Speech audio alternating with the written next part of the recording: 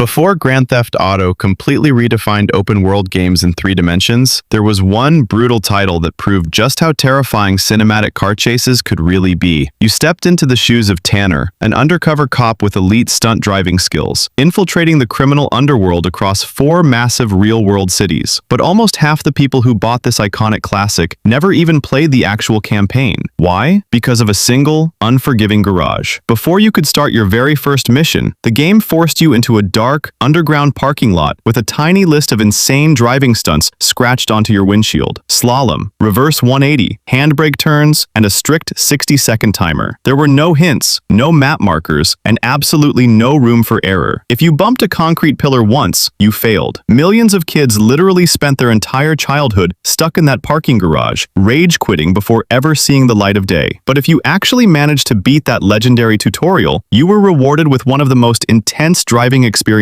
ever crafted. The game didn't care about arcade physics or easy steering. Every single muscle car felt like a heavy, floating piece of steel. Hubcaps would fly off your wheels on sharp turns. Suspension would bottom out on high-speed jumps, and the body damage engine was dangerously detailed for its time. Cruising through Miami, San Francisco, Los Angeles, and New York felt like playing through a classic 70s Hollywood action film. You could watch the hubcaps roll down the street, listen to the tires screeching through narrow alleys, and feel the pure weight of a classic V8 engine while weaving through heavy traffic. But what made this title truly unforgettable was the absolute insanity of the police AI. The moment your felony meter went red, every cop in the city suddenly abandoned all logic and safety protocols. They wouldn't just try to pull you over, they would literally kamikaze their cruisers directly into your front bumper at top speed. Police cars would spawn right around the corner, slam into you off high bridges, and ram you into concrete walls until your vehicle burst into smoke. Escaping a maximum felony status required sheer instinct, constant handbrake turns, dodging oncoming traffic, and taking risky shortcuts through narrow side streets. Every single getaway felt like an adrenaline-fueled miracle, especially when your car was beat up to its absolute limit, smoking from the hood, with missing doors and ruined tires. And just when you thought you had mastered the physics and outsmarted the cops, the game threw its most infamous final challenge at you, the President's Run. Set in the middle of a brutal New York snowstorm, your goal was to transport the president across the city while an entire armada of hyper-aggressive Secret Service and police cars